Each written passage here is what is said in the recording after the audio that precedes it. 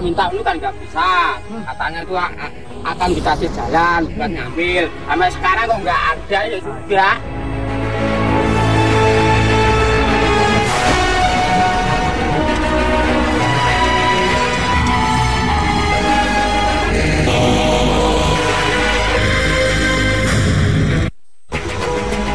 Kehidupan manusia tak bisa lepas dari keberadaannya. Letaknya yang beribu-ribu meter jauh di dalam perut bumi membuat tak sembarang orang bisa mengeksplorasinya.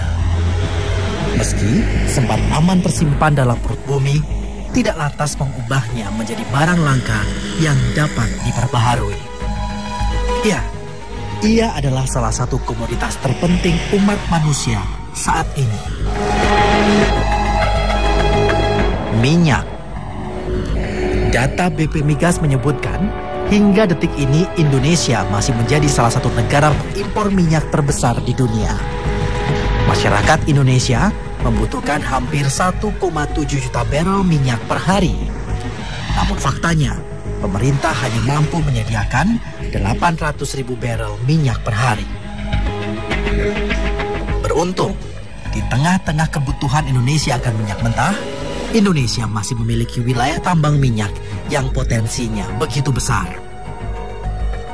Blok Cepu adalah sebutan untuk blok yang menjadi wilayah kontrak minyak dan gas bumi terbesar di Indonesia.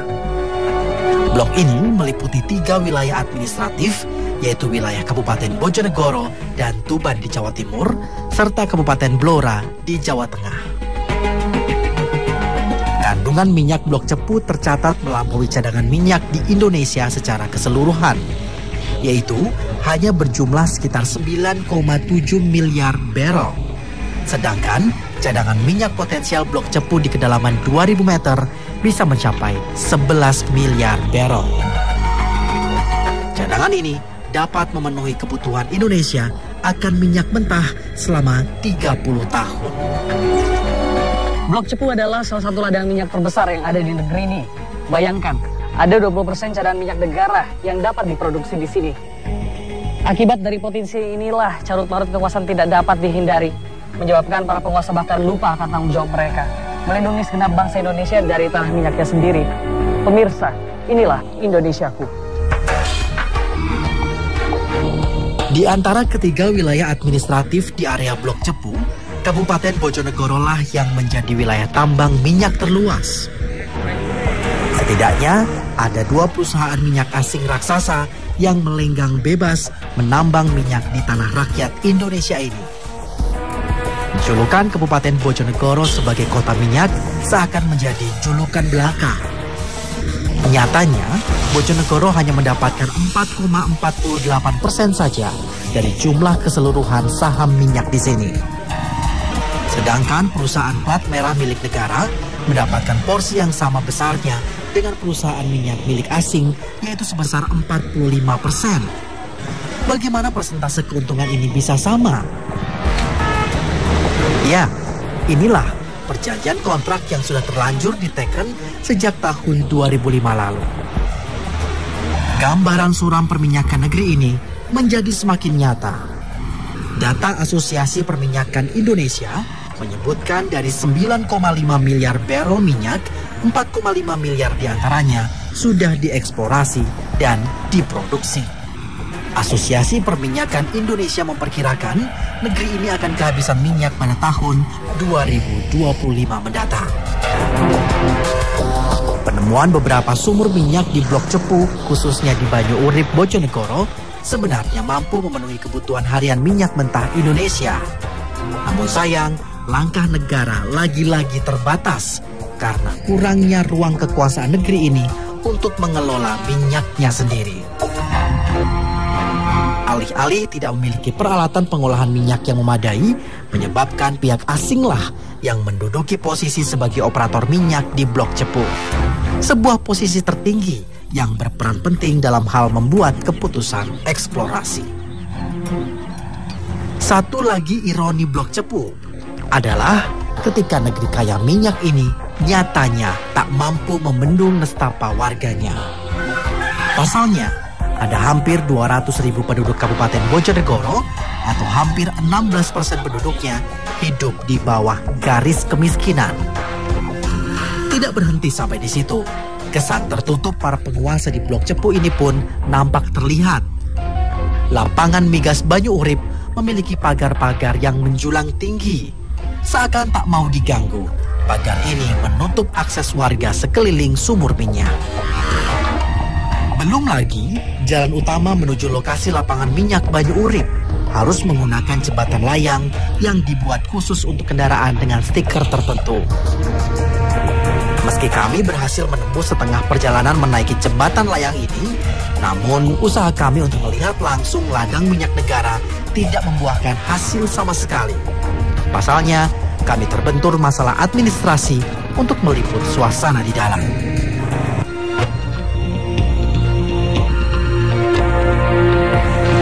Kerasnya hidup menjadi penonton di atas kemakmuran tanah sendiri adalah fenomena yang kerap tampak dari wilayah Blok Cepu ini.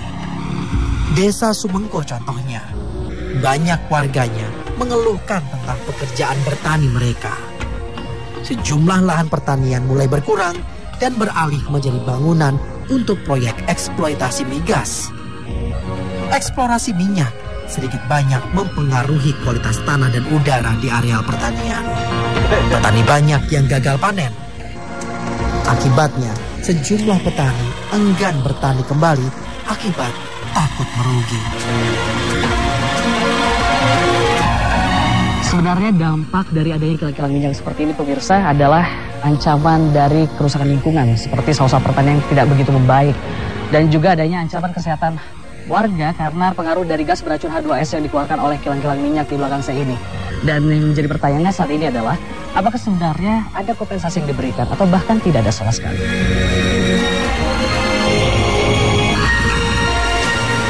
Banyak warga yang hidup di tengah-tengah gencarnya janji palsu para penguasa. Iming-iming pemberian kompensasi pun hanya terdengar sebagai strategi jitu untuk meredam aspirasi warga. Sudah 9 bulan lamanya, mereka tidak mendapatkan respon dari lembaga perwakilan rakyat daerah atas segala tindakan demo yang mereka lakukan. Jadi sebenarnya butuh yang warga inginkan saat demo 9 bulan yang lalu adalah kompensasi dari penanggung jawabnya. Di desa-desa lain tuh udah ada nggak sih kompensasi? Ya, kalau di desa lain ada nggak? Di Begadon. Di area Blok Cepu ini ada di Begadon, Mawapsis, sampai Gayam tuh kan ada. Ini kok nggak ada. Oh. Di desa lain kan ada loh Pak. Ini kok nggak ada selama 5 tahun ya? Udah 5 tahun nggak ada. 5 tahun nggak ada sama sekali. Berharap mendapat informasi lain, saya mencoba mendatangi desa Gayam. Di desa ini ternyata sama saja. Warga desa Gayam juga ikut merasakan dampak pahitnya eksplorasi Blok Cepu. Sudah 3 tahun, warga desa Gayam di dusun Kali Glonggong harus kehilangan sumber mata air Sendang Kelor. Pihak eksplorasi minyak Banyu Urip menutup total akses menuju sumur air ini. Sendang Kelor adalah sumur tua yang menjadi salah satu sumber air bagi kehidupan warga Gayam. Perusahaan air minum memang telah memasang pipa pam untuk warga, namun belum menjangkau seluruh desa. Akibatnya, banyak pula warga yang harus mengambil air di sumur-sumur kecil yang tersisa di kampung mereka. Dan akhirnya, hanya inilah yang bisa mereka lakukan. Mencari air dengan mengandalkan kendi-kendi tua. Sebatas untuk minum dan keperluan memasak. Kalau musim-musim seperti musim kemarau itu bagaimana? Sajane ya ndang kelor itu. Kalau ndang kelor, jadi kalau nggak mencukupi warga harus seperti apa itu mengambil air di sini jadi apa? Mandi. Nggak mandi sama sekali. Oh. Hal yang sama dirasakan Pak Yanto. Lari susah, mau cepet-cepet mandi, sekarang sudah tertutup. Katanya ada habisnya pap dari sumur pandan, tapi tidak mencukupi sampai sini gitu. Pak Yanto mendampingi saya melihat langsung keadaan sumur harapan warga itu. Menurut Yanto, warga sudah biasa berkorban untuk penguasa. Kini, ketika air menjadi susah didapat, mereka tak tahu harus kemana meminta bantuan dan hak mereka. Tapi kalau dulu ada air yang bisa diambil di sini, itu walaupun musim kemarau cukup tuh buat warga. Cukup. Nggak ada masalah. Nggak masalah. Oh, tapi sekarang ditutup. Ditutup, jadi kalau kemarau ya masalah yang ini, jadi mau cepet-cepet habis ke kerja jauh pulang mau ngambil air sini terus nggak ada. Nah, sekarang kan tutupan sama pintu ini. Pernah nggak sih ada demo atau mungkin masyarakat kayak barang datang ngobrol ke pihak MCL? Sebenarnya ya ada, tapi kelihatan kalau orang cilik yang kecil gitu minta pendapat itu kadang tidak dilayani gitu, jadi kalau di sepelekno gitu. Katanya ya sih benernya ya orang kecil mau minta itu kan nggak bisa. Katanya tuh akan dikasih jalan buat ngambil, sampai sekarang tuh nggak ada, ya sudah.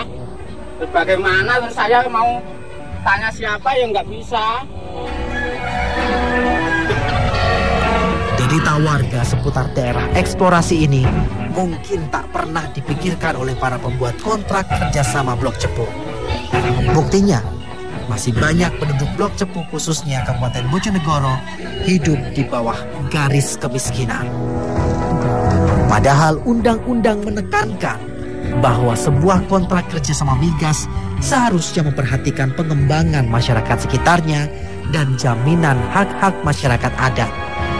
Dengan keadaan yang carut-marut di Bojonegoro ini, benarkah Undang-Undang Nomor 22 Tahun 2001 tentang migas telah dilanggar oleh pihak-pihak terkait?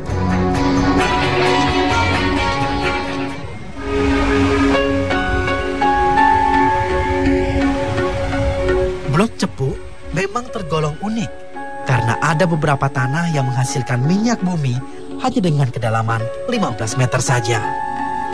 Tidak heran, banyak sumur-sumur tua di Blok Cepu menjadi rebutan para penanam modal lokal dan asing. Saya mencoba menelusuri salah satu sumur tua yang dijadikan tempat untuk lahan bekerjanya para penambang tradisional.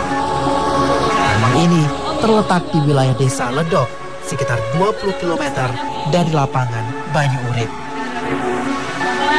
Suara besi berdentam-dentam memecah kesunyian hutan jati di antara bukit-bukit kapur.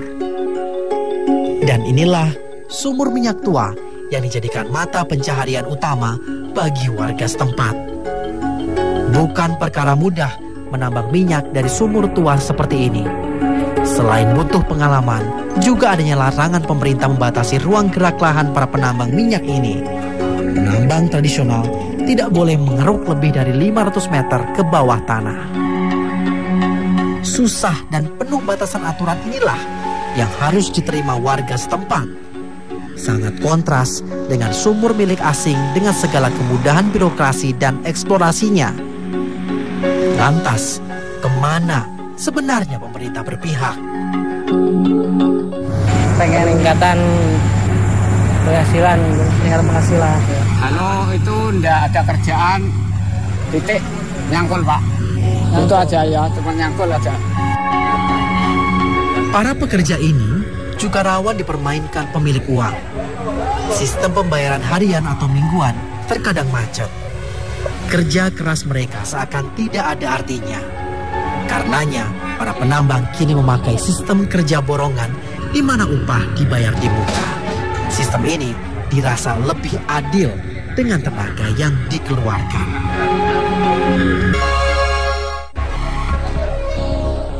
Untuk sistem borongan, biasanya mereka bisa mengantongi pembayaran sebesar Rp75.000 sampai Rp100.000 dalam sehari.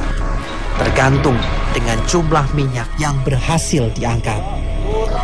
Jumlah uang itu pastinya tidak sebanding dengan beban yang begitu berat. Belum lagi resiko kecelakaan yang tinggi yang kadang tak pernah mereka hiraukan. Asalkan bisa membeli beras untuk makan, apapun mereka lakukan. Jika ditanya apa yang mereka inginkan, sebenarnya sangat sederhana. Mereka ingin dibina dan diberdayakan agar tetap bisa menafkahi keluarga. Tapi ada gak sih harapan Mas kepada mungkin pemerintah setempat atau bahkan yang mengerjakan ini kan ada yang punya juga kan gitu? Iya. Apa harapannya? Harapannya kalau saya sebagai orang lokal, Pak, kalau bisa produksi yang semacam ini, akses semacam ini kita kelola dari orang lokal, Pak, Mas. Ya gitu, Mas.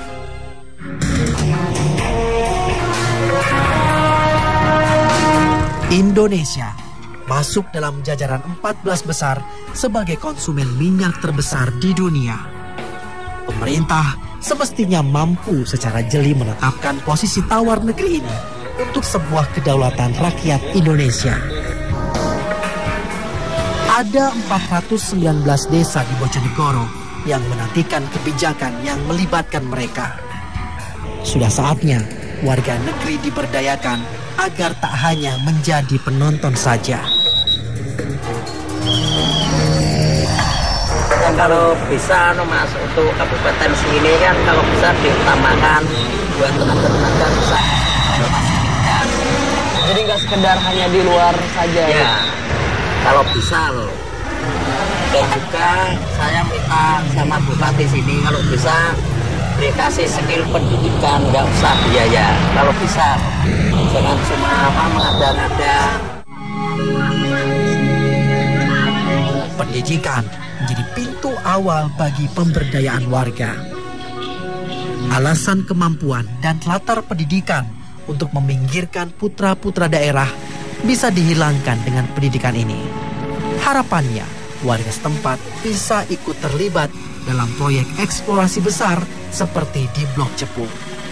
Paradigma memposisikan warga setempat sebagai pelayan dan penonton harus segera diubah. Saat ini, ya di saat ini di Bojonegoro itu ada program pelatihan. Jadi kalau masyarakat minta dilatih apapun itu disediakan karena open menu. Iya. Targetnya ada 12.000 orang yang akan dilatih tahun ini. Itu mulai yang paling simpel sehingga paling tidak nanti diharapkan bisa meningkatkan kesejahteraan mereka. Maksudnya open menu itu artinya bahwa masyarakat Bojonegoro bisa siapapun datang dan minta dilatih apapun. Oke. Dan itu sampai kapanpun Pak Bupati dan Pemkab Bojonegoro komitmen kalau untuk pelatihan, untuk peningkatan SDM masyarakat berapapun akan didanai.